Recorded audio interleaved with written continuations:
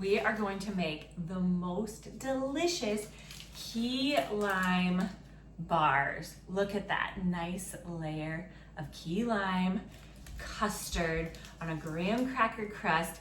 And let me tell you, we got to visit the Keys a couple years ago, and we went and tasted every single key lime pie and bar we could possibly taste. And this recipe, this mixture of tartness and creaminess and sweetness with the graham cracker crust is our all-time favorite. And good news is, this same recipe works whether you want to make bars or you want to make a pie. There's a trick to making it so that they do not crack and they set up perfectly, and I'm going to show you. And it requires just a small amount of patience, but it comes when you bake it. So make sure you pay attention to that part. So let's dive in. I'm going to show you exactly how to make these, and the full recipe is below, but you can also click on the blog link, print the recipe from the blog, and then come back and bake with me here. We'll go through each of the steps. We'll bake together, and bonus, these work really well if you bake ahead of time. Save some to enjoy now, and then you can freeze some to enjoy later. Such a win to be able to just pull these out of the freezer. So let's get baking. The first thing we're going to do is get our pan ready. I love these straight-sided pans, and I put a link to this one down in the description below. But spray just a little bit of your cooking spray or put a little butter down there so that your parchment paper will stick. Then you're going to work your way around the pan, pushing it into the corners so that it's really straight. There is a way that you can cut the parchment so that it fits exactly, but I don't like there to be any gaps in the parchment paper because sometimes the key lime custard will leak down and then it gets stuck in the pan. So what I do is I get a big piece of parchment paper, and because we sprayed the bottom, you can see where it's sticking to it. I just work my way around the pan, making sure that it's going to stay, it's not going to flop back in onto the custard, but now it's ready for us to work with. Then the next thing that we're going to do is you can either buy graham cracker crumbs already in the crumb state, or if you have a box of graham crackers, you can use those too. And because we're making the 9x13 pan for bars, you actually are going to use 12 full graham crackers, which is about 1.5 cups of graham cracker crumbs. So I just break those graham crackers up, put them into the food processor, and the food processor does the work of turning it into graham cracker crumbs. And honestly, if you have some graham crackers in your cupboard that have gotten a little stale, this is a great way to use them because they don't need to be crunchy anymore. We're going to bake them, which is going to give them back their crunch. So pulse it, run it until it is like dust. And I'll show you exactly what it looks like, but you don't really want to have any more like big chunks of graham cracker in there. So that's what it looks like. And then we're going to make our graham cracker crust. So put your graham cracker crumbs in, which if you use 12 graham crackers, you don't need to measure it. That's what you need. Then we're going to do 1/4 cup plus 2 tablespoons of white granulated sugar. And then once we get that in there, I like to do, you can't even hardly measure it, but I basically do just a pinch of salt.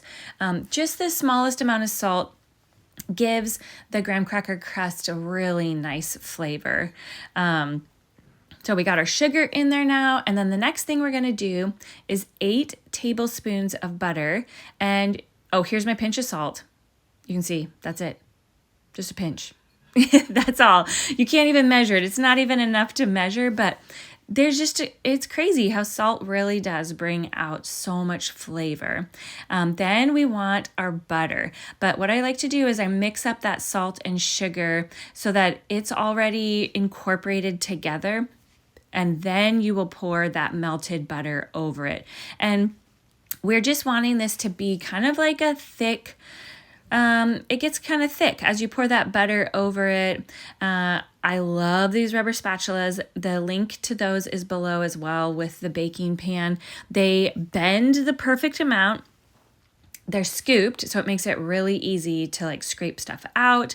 And they don't have any cracks or crevices where the head of it meets the handle. And so it can't get any gross stuff in there. I don't like the ones where the head comes off. They get so dirty. But anyways, here is our graham cracker crust. Use a fork to mix it up. It's the easiest. I don't ever use beaters or anything like that. It's not very hard to just mix it up by hand. But what I am wanting to do is get it so that all of the graham cracker crumbs are moistened, because once we put it into our pan, we want them to easily be able to stick together. So this is why I like to get the pan ready first, because it's just there ready to go. And then you're going to scrape all of that goodness into the pan, and we'll push it out and get it all even in there. You'll see in the recipe below, which is also on the blog, that if you're going to make a key lime pie instead of key lime bars, the only difference is really the amount of the graham cracker crust that you're making, because you don't need as much crust if you're making a pie, but you make the same amount of custard. If you're making the bars, then this is the amount that you would use, those 12 full graham crackers. But both measurements are in the description below and on the blog.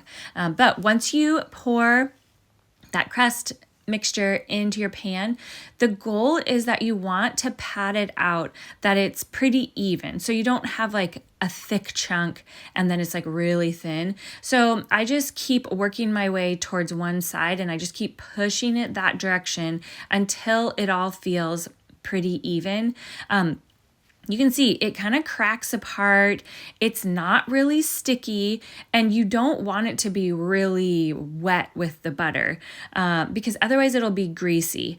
This is the perfect mixture.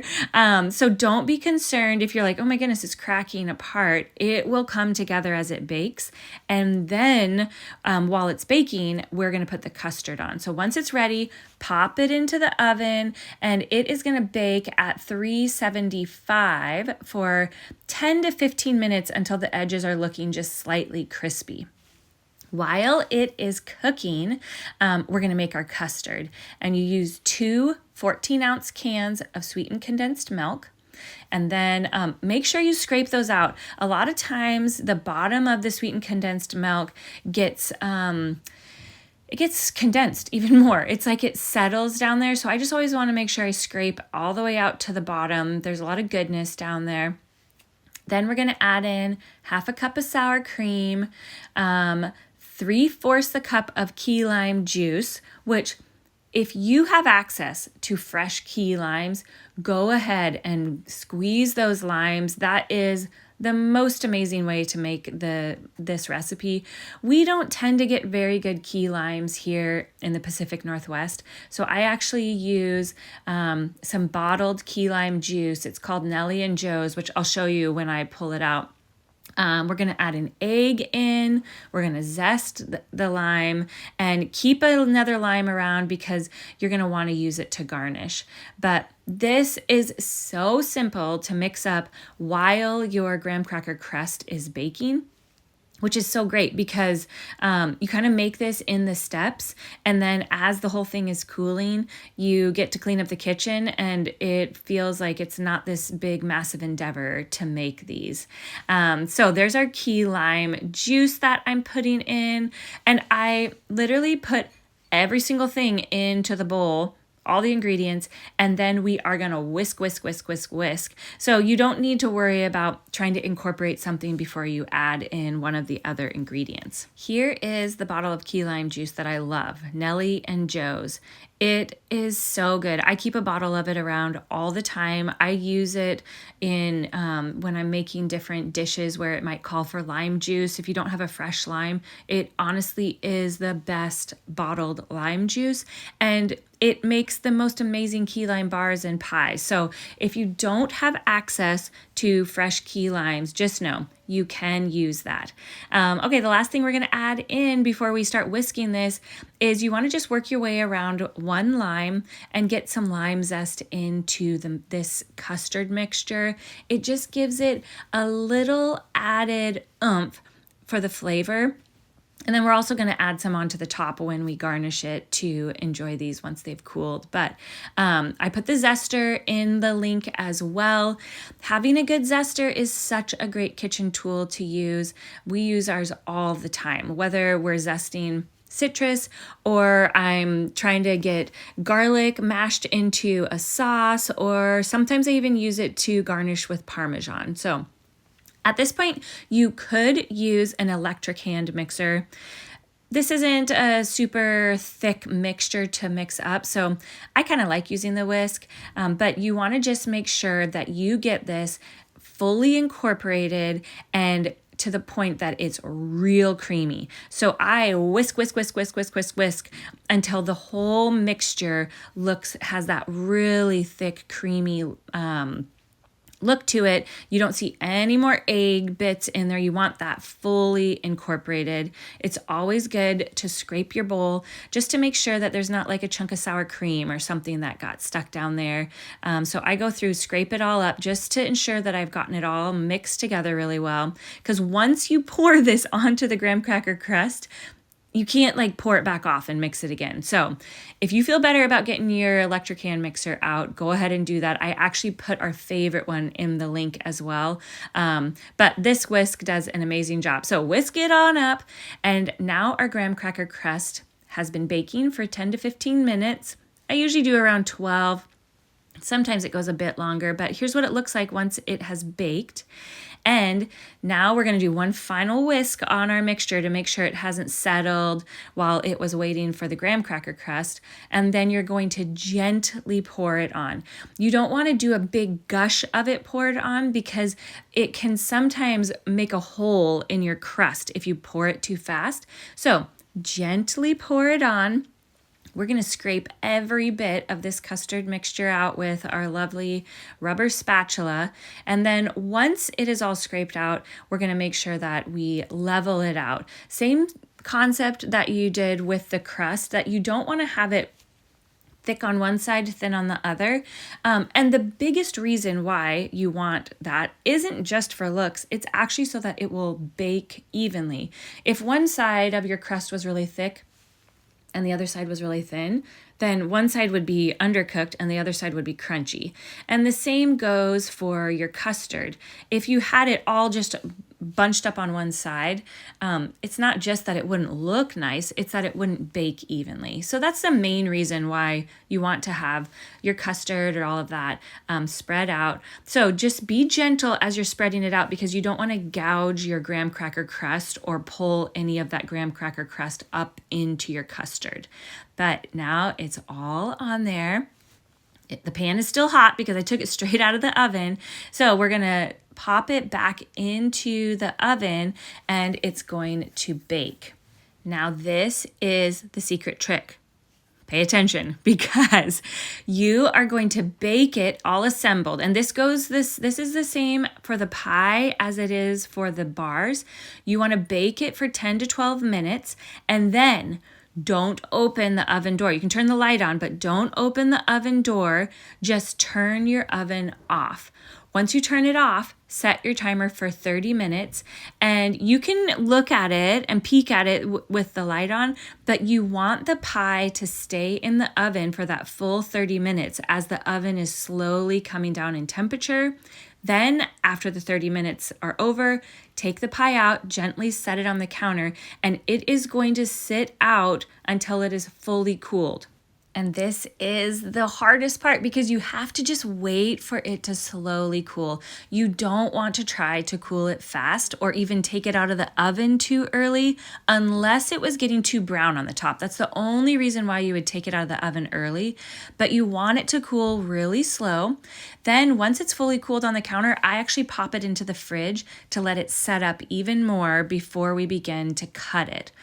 Then this is where that parchment paper comes in so handy because you can pull the entire thing out to be able to slice it. Now make sure that you have a paper towel next to you while you're slicing because you're gonna wanna wipe off your knife. If you don't wipe your knife off, a little bit of the custard ends up getting on the knife every time you make a slice. And if you don't wipe it off, that custard starts to push down on the next time that you make a slice, and it basically just doesn't give you very clean lines. It's not actually gonna damage, well, I guess it is kind of damaging it. It's damaging the look, not the flavor. But if you want yours to have these really nice, straight, clean lines, just wipe your knife off in between each cut. It keeps your knife clean and it makes all of the cuts clean as well. But these slice so easy once they're fully cooled and they've had a chance to sit in the refrigerator and cool even more.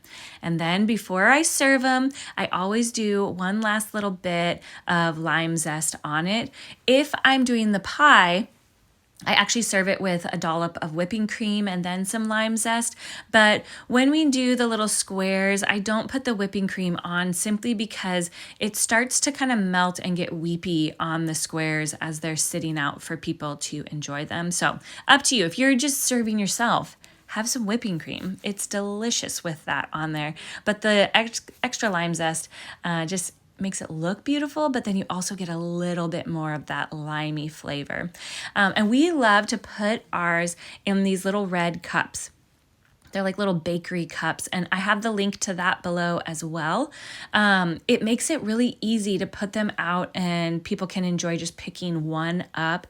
They don't stick to each other, which is great. And so I'm actually getting this entire pan cut and prepped. Ooh, look at how good they are. They are so delicious. We've almost eaten 2 trays of them currently. We have just a few left over that I think I'm going to pop into the freezer and save for another day. But these little bakery cups make it so nice because the key lime bars don't stick to the tray that they're on. They look really nice when you put them out to serve to guests, and you can easily pick some of them up and put it on a serving tray and your fingers aren't getting sticky. So the link is below. Grab some of those. They come in different colors as well if you want to do a different one, but we call all of our treats red tin treats because most of the time we have them in red tins on our counter and the kids named them that. So we affectionately call this a red tin treat. And that is how we make the most delicious key lime bars. Key lime pie is my mom's all-time favorite, and what I've found as I get older is I love tart desserts too. So I usually make these when my mom comes into town, and yes, she's here this week, so we get to have these to enjoy together. And I love making the pie as well because it's stunning. It's so beautiful. When I do the bars, I don't tend to top them with the whipping cream because it's just really hard to put a tray of them out and then the whipping cream is kind of gets weepy on there. But if you are going to make the pie, make sure that you make that whipping cream. The recipe for the whipping cream is in the blog. It's also below. Super easy to make fresh whipping cream. Sorry, that part's not in this video, but maybe I'll do a pie video sometime soon and I'll show you exactly how to make that. But if you love this recipe, you're gonna love our cookbook.